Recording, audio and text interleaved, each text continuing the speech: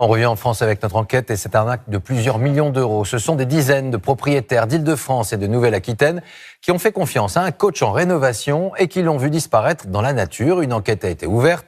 Éléonore Truchat, Noël Mantec avec Sylvain Ripaud. C'était le rêve de ce couple bordelais. Un petit immeuble à rénover pour s'y installer. Anaïs Brug et Mathieu Blasco font appel à une société pour faire les travaux. Mais à peine la démolition entamée, tout s'enraye. L'entreprise se retrouve en liquidation judiciaire, le chantier stoppé. Les menuiseries n'ont jamais été livrées. 65 000 euros d'acompte envolés. C'est des économies d'une vie en fait. Moi, j'ai l'argent que lui m'a volé, il m'est pas tombé du ciel en fait. Je l'ai épargné, j'ai travaillé, j'ai sué en fait pour avoir cet argent-là. Acculé financièrement, Mathieu Blasco en est venu à avoir des idées noires. Je dormais pas des nuits, j'ai eu des réactions cutanées. L'impact, en fait, il est financier, oui, mais les dommages collatéraux, ils sont énormes, même dans notre vie de couple. Pourtant, l'entrepreneur leur avait fait miroiter monts et merveilles. Et ses promesses étaient relayées partout. Rénover des logements à moindre coût, en faire des rois de l'IMO. Oh là la familia, j'espère que vous allez bien, ça fait un petit moment qu'on s'est pas vu. Depuis la banqueroute de sa société, c'est silence radio. Nous avons essayé de le contacter, impossible. Aux dernières nouvelles, il semble couler des jours heureux au Portugal, se présente parfois sous un pseudonyme et aurait même relancé une activité de conseil sous sa véritable identité. Mais qui est réellement cet entrepreneur ? Nous avons enquêté sur son passé. Il a créé une myriade de sociétés, dont l'immobilier ou encore le sport, avant de les fermer rapidement. L'homme s'est construit une légende d'expert.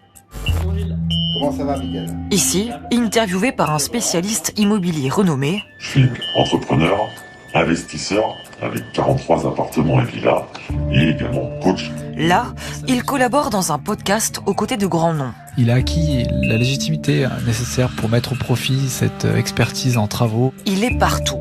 Une visibilité qu'il monnaie auprès d'influenceurs et de formateurs, avec des commissions allant jusqu'à 10%.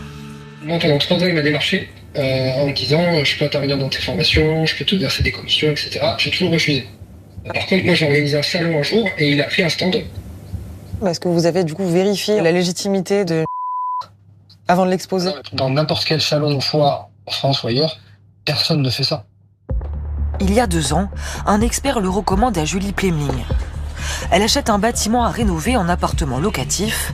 Cet investissement doit assurer sa retraite et l'avenir de ses 3 filles.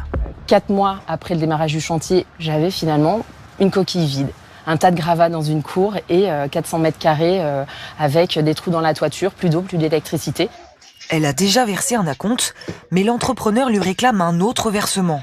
Au total, 365 000 euros, soit 70% du devis. Un montant colossal, bien au-dessus du marché. La mère de famille hésite, mais le chef d'entreprise est convaincant. Il y a eu un problème de communication avec mes conducteurs chantiers là. Je vais remédier ça immédiatement. Ne vous inquiétez pas, il n'y a aucun problème. Je m'en occupe. Chaque fois que j'avais des doutes, on m'a rassurée. C'est un super orateur. C'est quelqu'un qui va avoir le bon dosage. C'est jamais trop, jamais pas assez. C'est juste comme il faut. C'est extrêmement professionnel la façon dont il a procédé. Et une fois qu'on a signé, on est piégé finalement. Le piège se referme. À peine le versement effectué, la société est en redressement judiciaire. Julie Plemling se retrouve avec un emprunt bancaire de 600 000 euros à rembourser. Aujourd'hui, une quarantaine d'anciens clients comme elle portent l'affaire devant la justice. Préjudice global estimé, au moins 4 millions d'euros. Pour cette avocate en charge du dossier, abandon de chantier ne veut pas nécessairement dire escroquerie, sauf si les indices convergent vers des faillites organisées. Quand on a beaucoup de chantiers au même moment qui sont signés par une même entreprise qui perçoit des acomptes colossaux et que vous n'avez aucun matériau qui arrive sur le chantier, on peut légitimement penser qu'il y a eu une organisation d'escroquerie.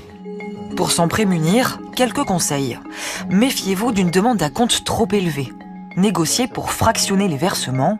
N'hésitez pas à faire appel à un huissier pour sécuriser vos apports. Enfin, consultez le registre des sociétés pour s'assurer du sérieux d'un dirigeant. Une enquête a été ouverte. Quant au mystérieux entrepreneur, il est toujours dans la nature.